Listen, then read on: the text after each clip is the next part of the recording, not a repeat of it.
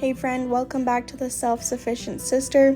Today I'm in my kitchen and I decided to make a copycat recipe of the Subway Italian herbs and cheese bread, which is one of my favorite things right now. My attempt did go pretty well. The biggest problem was I added too much flour, which is always my problem when I'm trying a new bread recipe.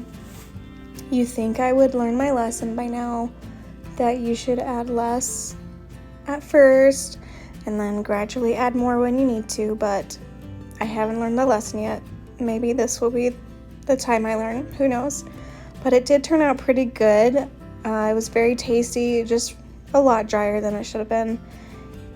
But I will definitely be trying again, and my next time will be even better, I'm sure.